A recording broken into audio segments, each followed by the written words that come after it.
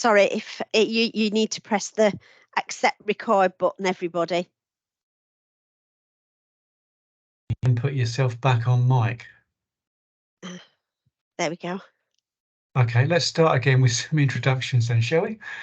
So I'm Kevin Ball and I'm the independent reviewer that's being commissioned by the Safeguarding Partnership to undertake this child safeguarding practice review. If we just go around the room as I've got the list of people. So Andy Lawrence. Afternoon, everyone. Andy Lawrence, Head of 0 to 25 Services and Children's Social Care Lead for this IMR. Thank you. Emma? Emma Banks? Sorry, Emma Bryan. Hi, so I'm Emma Bryan and I am the Academy Safeguarding Manager at Chiltern Way Academy, where Cody goes to school. Thank you. Jean? Hi there all, I'm Jean Banks. I'm the Senior Support Officer with the Adults Board, but I'm here today for Maria if she's on leave. Thank you. Josh? Hi, I'm Josh Pollard. I'm a Child Protection School Liaison Officer for HCC, and I'm here to support the schools in writing their reports. Thank you. Cheryl? Hi, my name's Cheryl Lewis. I am Safeguarding Children's Nurse Specialist for Hertfordshire Community NHS Trust, and I'm writing the IMR on behalf of Health Community Services, so public school nurses and the paediatricians. Thank you. Lucy? Hi, I'm Lucy Bagay. I'm Assistant Head and DSL at Jupiter Primary School in Hemel. Thank you. Don't know the first name. I've got a Miss Kay Vilmaz. Hi, I'm Karen Yilmaz. I'm Head Teacher at U2 Primary School. Thank you. Richard?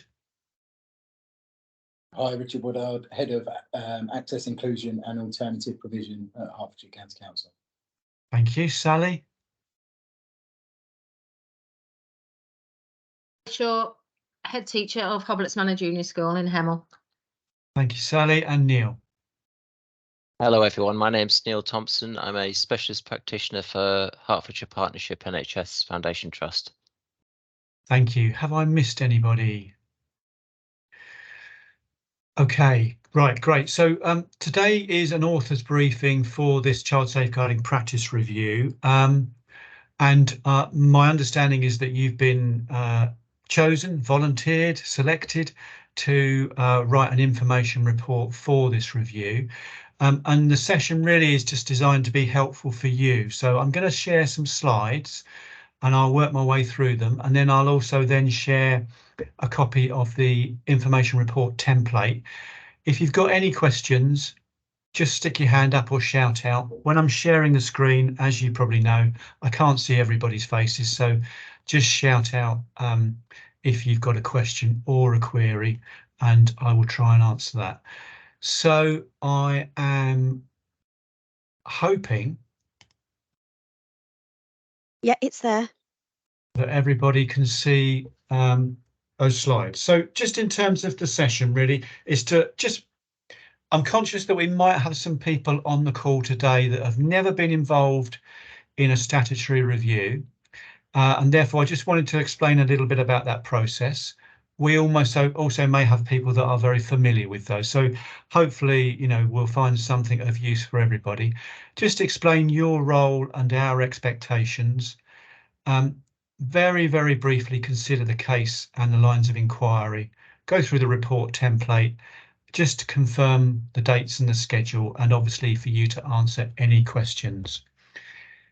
So for those of you that maybe are less familiar, have never been involved in one of these reviews before, the focus is very much about learning and improvement in trying to understand what happened in this particular case and the reasons for that. There is some often some anxiety about these types of reviews. The purpose is not to blame individuals. It's not to scapegoat anybody. It is very much with a focus on learning and improvement. And in order to do that, I will be taking a systems perspective. So I'll be looking at all of the information that's been submitted. I'll be using some evidence and research. You know, the process will be open and transparent. I have a review panel behind me to help me with that process. And we will be seeking the contributions of practitioners that had the greatest contact with family, and at some point we may also hopefully seek the family involvement. But those tiles that you see there, they are really the principles by which I and the review panel hope to conduct this review. And just a nod to it, you know, there is an expectation that these statutory reviews are published, and that's currently the expectation for this one, although that is several months away. It will be anonymised, fully anonymised. The only name on it will be my name, but just so you're aware, that is the expectation around these reviews, that they are published. And again, for those of you maybe less familiar with the process of conducting it, it's not a rocket science process really, but essentially, you know, there was a notification about the incident and the harm suffered by the child. That resulted in a quick review of information known as a rapid review. The decision to conduct a full review was taken, and that decision has been endorsed by the national panel that oversee these reviews.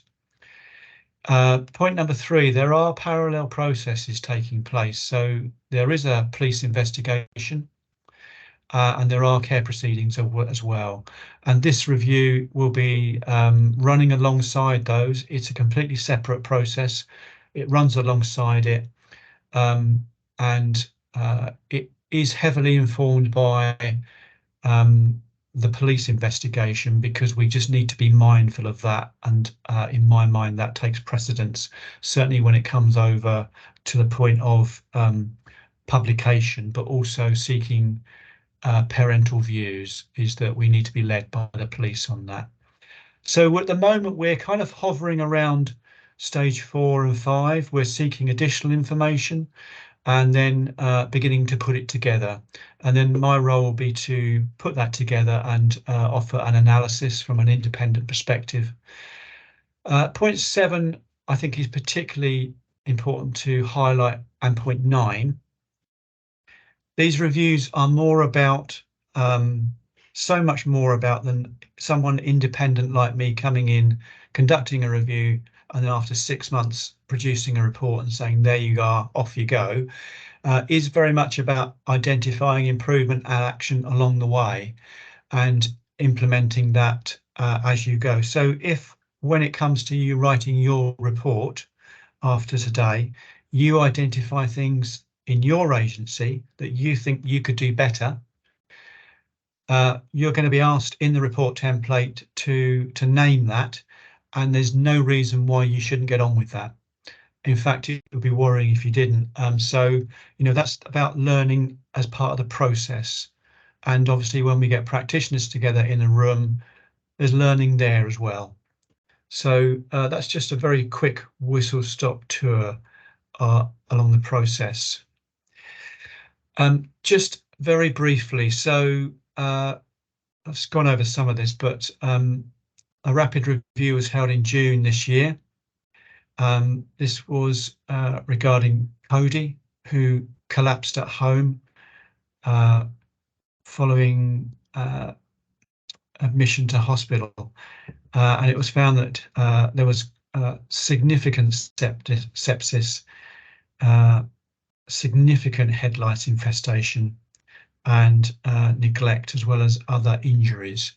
And from what I've read, Cody nearly died as a result of this and had to be resuscitated. So this is really serious stuff.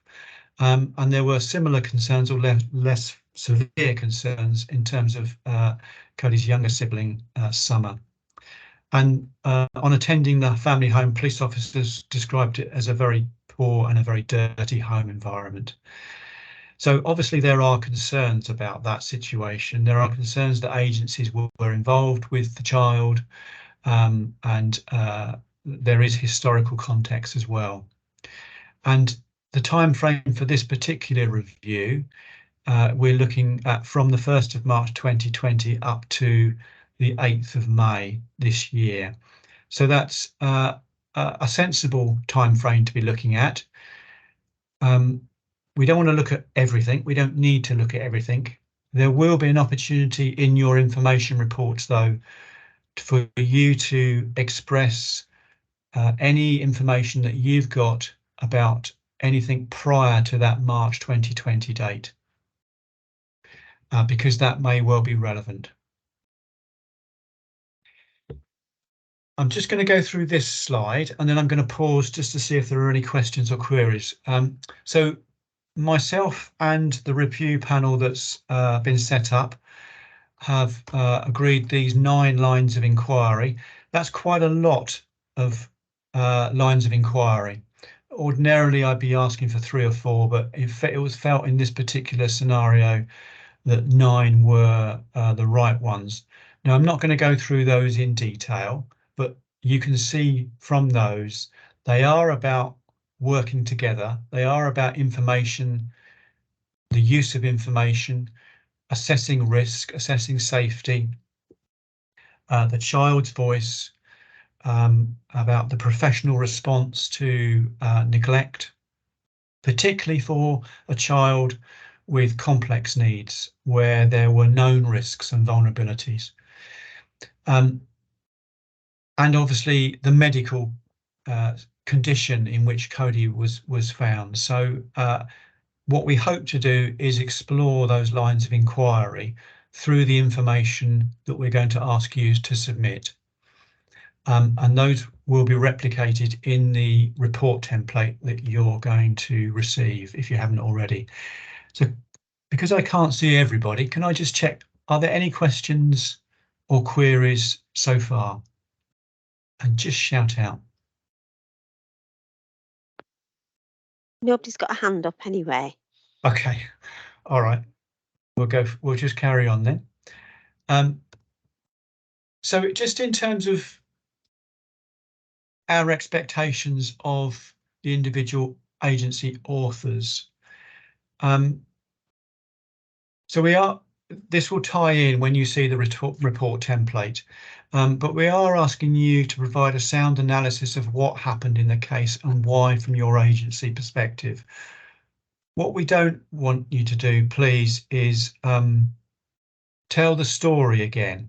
That's already been captured in the multi-agency chronology that I believe you've all helped submit on your own grounds, and that's been merged into a multi-agency chronology. So please don't just retell the story. You can tell parts of the story, but really we're looking for the analysis about what happened and why from your perspective. We are asking you to be objective and curious and reflective, and we are asking you to think about what might need to happen if you've identified deficits or gaps or challenges, what might need to happen in order to prevent that from happening again. We are also offering you the opportunity to make yourself some recommendations and learning points. And I would really encourage you to think about, what's the learning as I go through this reporting process. And if there is learning, that inevitably means that there will be a recommendation or an action for your agency to get on with. And it's absolutely fine to include details of progress or changes made since the incident. So, this was notified back in June. That was 3-4 months ago now. And during that rapid review notification process, you may well have identified areas then.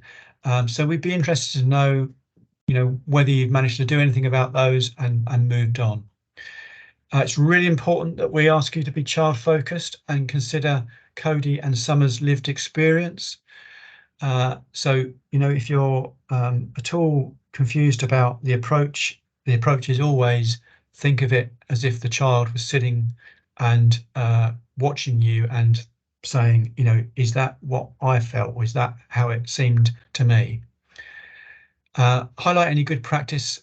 Please cover all of the questions in the report. So if you leave a section blank, it will probably just get returned because I'll either think, myself and the review panel, that you forgot to answer that one, or that it was too difficult and therefore you chose not to answer it, or you got up and made a cup of tea and moved on. So please, if it's not applicable to you, please write not applicable. I think we've already got chronologies from all of your agencies. I'm pretty certain we have. If you're uncertain about that, please include a chronology to accompany the report. And please ensure that it is signed off by someone more senior than you that can take a view about the quality of the report, but also whether the template's been completed correctly. So let me just end that. I'm going to come back to those slides very shortly, but again, I'm just going to pause there if there's any questions. Oh yeah, Sally. Hi, sorry, can I just check from a school's perspective that whether or not it would be pertinent to let our governors know? I would suggest that you should let your governors know that there is a review taking place. And if you have a safeguarding governor that's lead, then it might be wise to include them, or at least let them see the report. We're not asking them to, and I'm not suggesting this would happen, doctor it in any way, because the lead, the responsibility for safeguarding is with the head teacher, and I think it's about, out of courtesy, keeping the governors informed. Thank you. Thank you. Emma. Hi there. Yeah, we're the out-of-county school. So obviously he was a Hearts child and the school he was attending was one of our schools in Bucks. We've already done this process with Buckingham Council and also with Ofsted. Do we have to do this again, or can I just send you their reports? So when you say you've done this process, do you mean for this particular case? Yes. So I can do the report again if you like, but back in July, we did this with Buckinghamshire Council and we also did it with Ofsted. So I'm not sure when you say did it, I mean, did you answer the questions that this review is looking at? Yes, and we had a no contact Ofsted sparked on the back of this. So I have all of their reports. I'm quite happy to do the report again. Yeah, well, I'm curious about that because I don't think the lines of inquiry would have been agreed in July. So you know, I'm curious about what you've already done. I think I would ask that the report template is completed, please. It may be that you've got all the information already. Okay, yeah, no, I have. I'll do that. All right, thank you. Thank you. Any other questions? Can't see any up. So again, I'm hopefully now you can see the report template. I don't know if you've received this already. It's up, Kevin. Great, thank you, Jane. So it's fairly self-explanatory, but sometimes it is worth just going through. So on the front page, the name of agency. I don't live or work in Hertfordshire or Buckinghamshire. I'm elsewhere, but please just add the name of your agency and then complete that first box there on the front sheet. And the reason that we've got that little set of lines about practitioners and managers being informed and involved is that these cases can generate a level of anxiety and practitioners often do need support, and it's about the duty of care. Did I see a hand shoot up then? Yes, it's mine. I've got a question just around that. So I've already started to look about some of our practitioners who were involved and thinking about what's kind of a reasonable approach. And I've contacted, you know, the managers and then they've been supporting me to identify the staff and to meet them and to speak to them who are involved. But I've noticed that we've had a couple of practitioners that have left our organisation. And there's one who's currently on maternity leave as well. So I haven't contacted or identified, I haven't told the managers yet about those staff because I wanted to check, first of all, I want to see what level of involvement they have and if there's going to be some key information they might have. that I can't get any other way, because I'm trying to think about what, particularly our lady who's on mat leave, I don't particularly want to, drag her in to do that when she's on maternity leave. But I just wanted to really get from you, what is the expectation around that? Yeah, well, I guess there's I think what you know these people better than I do, so I wouldn't expect you to contact somebody that's on maternity leave to be involved in a review, because they're on maternity leave. Yeah. Just the same as if somebody's left the organisation, then it's probably unreasonable to contact them. However, in that scenario, if they've gone on to work for another authority or another agency, and if you feel that their contribution and contact with this child is particularly relevant, and that you cannot get that from the records, then there may be a reasonable argument to make contact with them. But I suppose I would say look at your records first, and if you've still got questions from looking at your records, that might answer whether you then need to pursue someone. Yeah, but I don't think I'm going to need to. I think I could No. probably get my answers or speak to managers for the answers. Yeah. So I think that's, because Thank you would expect people's work to be reflected in their records. exactly, yeah. And I think I just would re-emphasize, I don't think it's reasonable to go seeking someone who's on maternity leave or who is off sick. I think that's unreasonable. Yeah, I would agree. So thank you. Okay, so I can't see any other hands up, so I'm just going to move down. So it hopefully is a fairly intuitive report template that sets out some of the information that I've already gone through. Under section 3, so because I'm not in the area, if you could just very briefly describe your agency's role there. Obviously, it's particularly helpful for NHS trusts because it does become confusing about which trust does what. It's obvious about children's social care, schools, and the police. So just very briefly in there, section 5, relevant history prior to time frame under review. So that's self-explanatory. Relevance, I would say, is from a safeguarding perspective. So if there's any information in your records that refer to child protection issues, safeguarding, child in need, all of those factors that we know about domestic abuse, mental health, substance misuse, that's not included in the time frame that's being looked at, that's the place to put it. And I would ask you that just please be concise with that. So maybe a set of bullet points rather than chapter and verse that runs into pages and pages. So we've got a very small amount of guidance there about completing it. Again, it's about benchmarking practice against policy and procedure, providing the evidence to back up your analysis. Where you're interviewing practitioners, it's often very helpful to have direct quotes from people. I think it's this case. I may be getting confused, but I've had quotes very recently from practitioners in reports that they, and to quote, "I am extremely concerned about this," and that nobody's doing anything about it, are very powerful quotes. Just a reminder to reflect on the human factors which may have impacted. So, we're all busy people. Why do people do these things? Because they're busy, maybe, and they felt stressed. Vacancies, workplace cultures, those kind of things would be interesting to reflect on, because we're trying to find out not only what happened, but why it happened.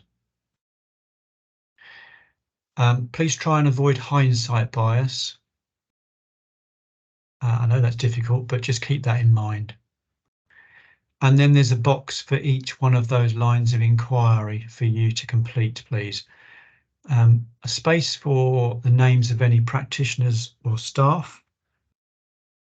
And that's to make it easy for us to contact them should we run a workshop session and want to invite everybody. Well, let's recognise where things have worked well as well. So that's what section 8 is about, where things are working well and are effective. Again, I would suggest some bullet points, some fairly concise bullet points. Andy, I can see your hand's gone up.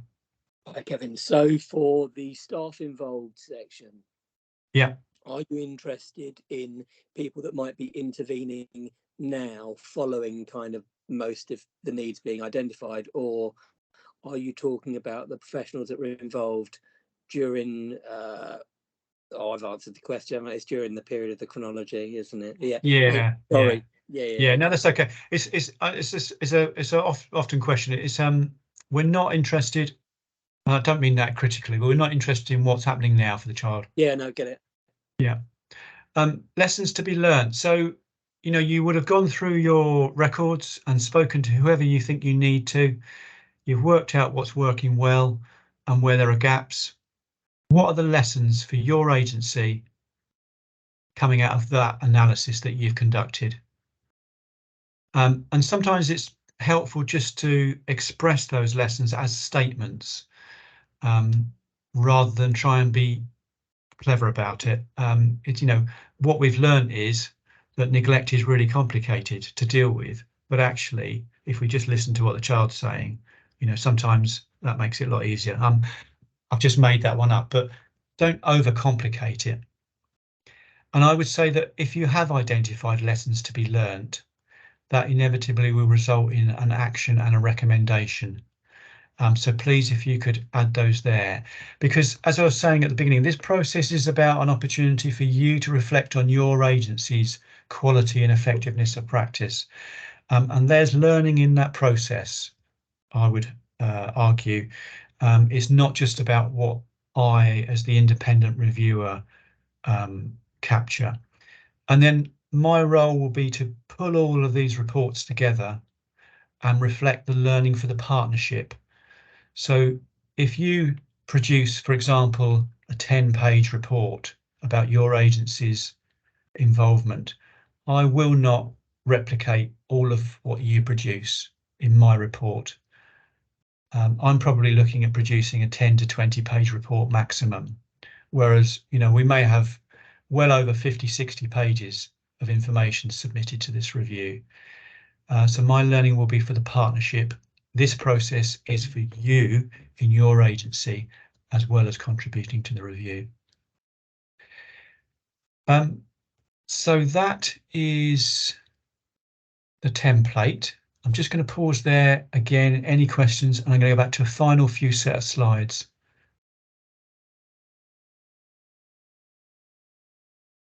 No?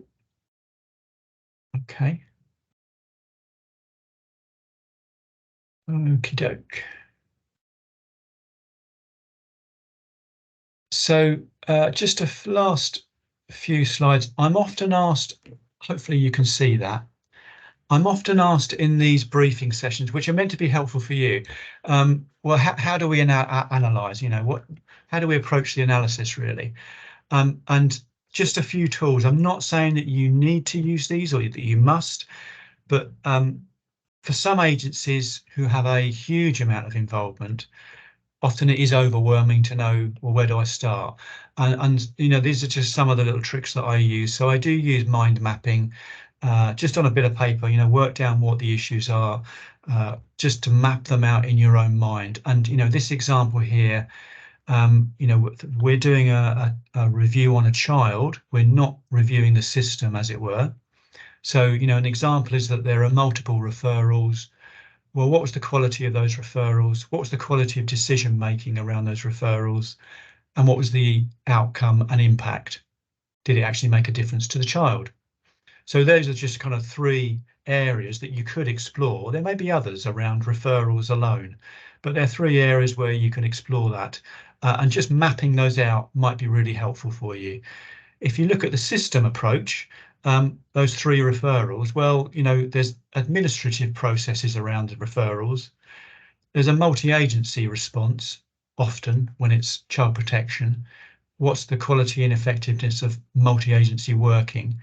And there are often issues around child protection medicals or police interviews that need to be conducted.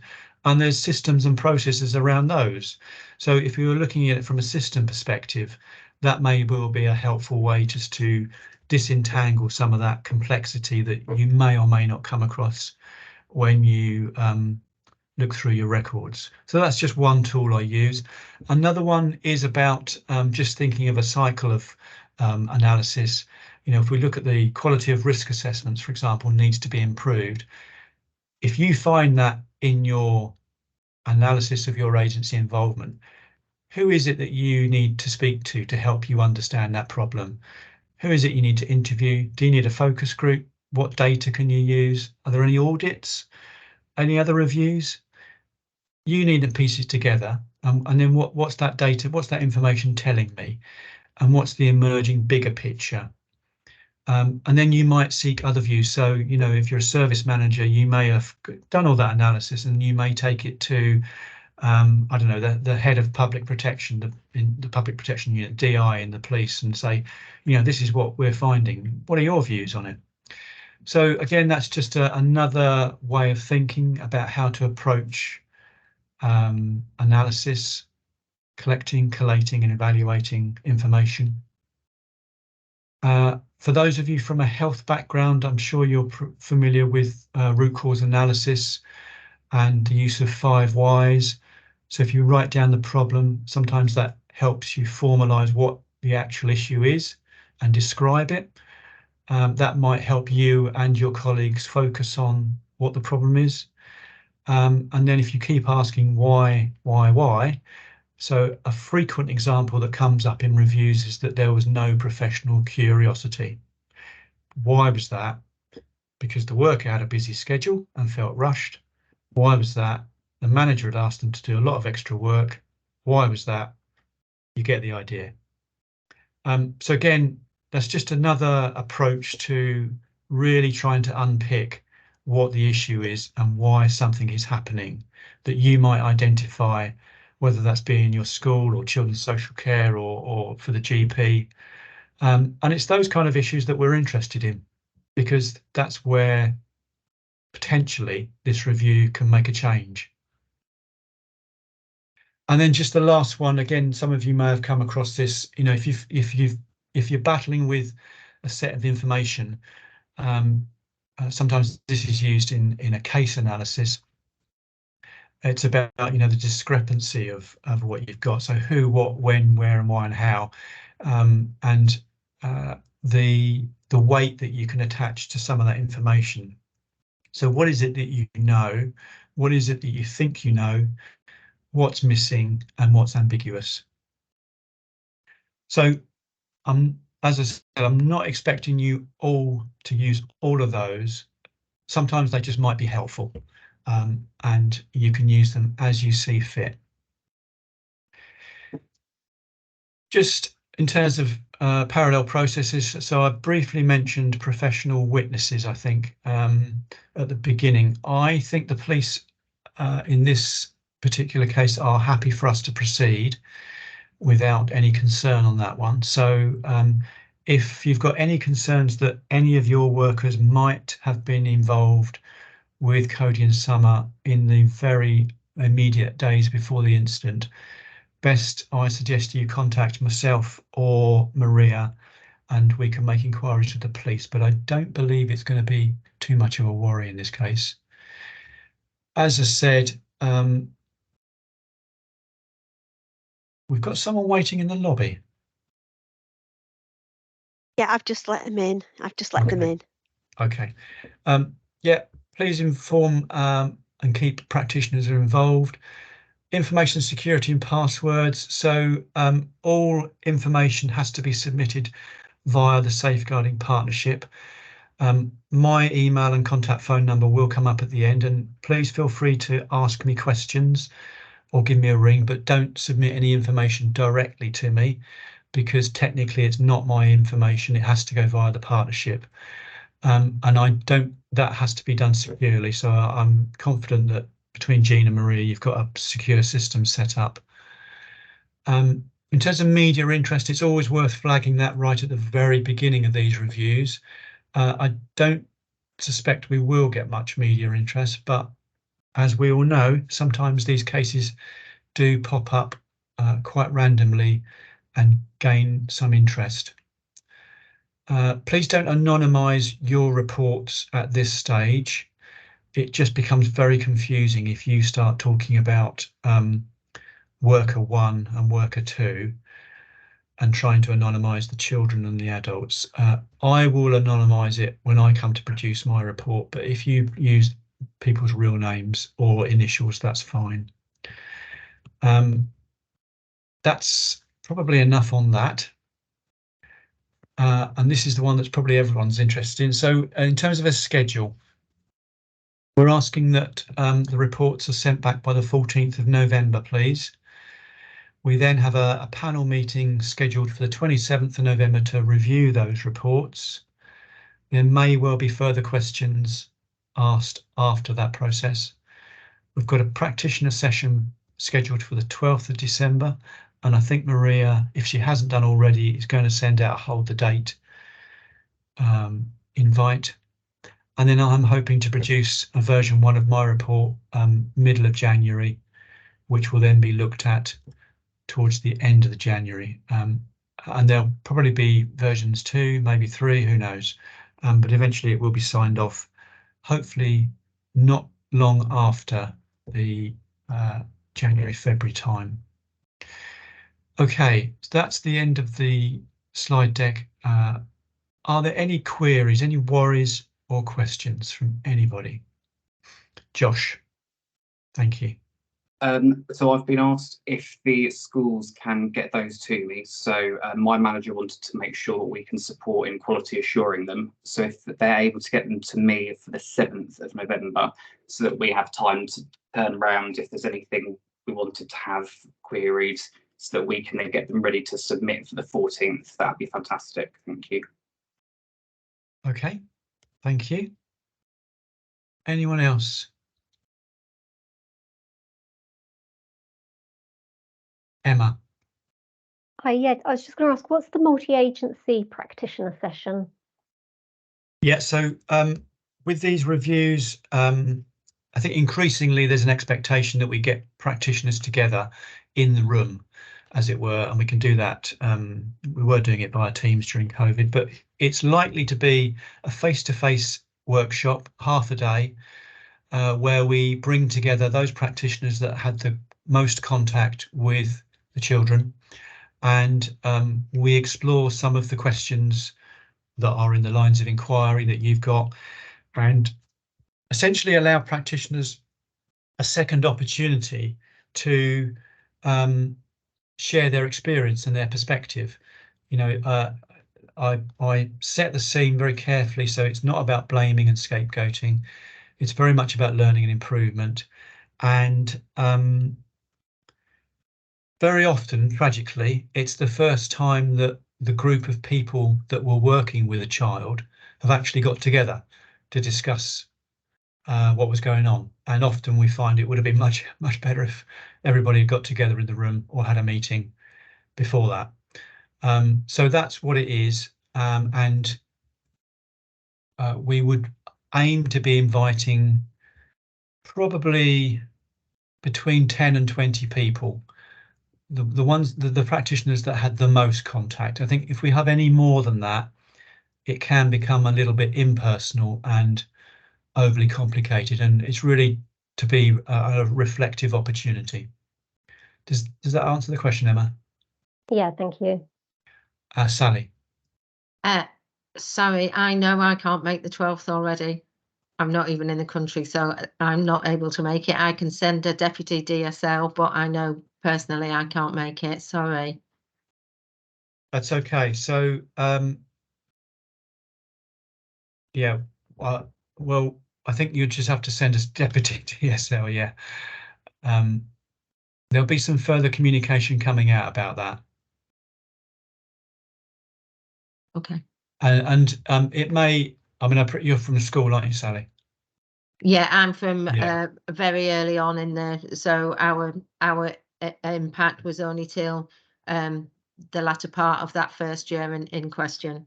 Yeah, 12th of December, that is. Yeah, yeah, it is what it is, Sally. You know, we've set the date. Unless many other people say we can't make that, we wanted to try and get something in before everyone breaks up for Christmas. Sorry about that. Any other questions or comments? No? Okay. So can I just get have people already received the report template? Okay, I've got some nods. I've got Neil, you're shaking your head. No, sorry, I haven't had it. Okay. Okay, well, we'll make sure that that's sent out. We'll also send the slides out as well that I've just referenced. And the very last slide does have my contact email and phone in there. As I say, I'm more than happy to answer any questions or queries or worries that you've got in the interim. If you need to at all, that's absolutely fine. So unless there are any other questions, I think we are done. I hope it was helpful. It was meant to be helpful, so I hope it was. But yeah, I think we're done. So thank you very much. Thanks, Kevin. Thank you. Thank Bye. you. Thanks. Jane, Thank if you. you just want to hang on.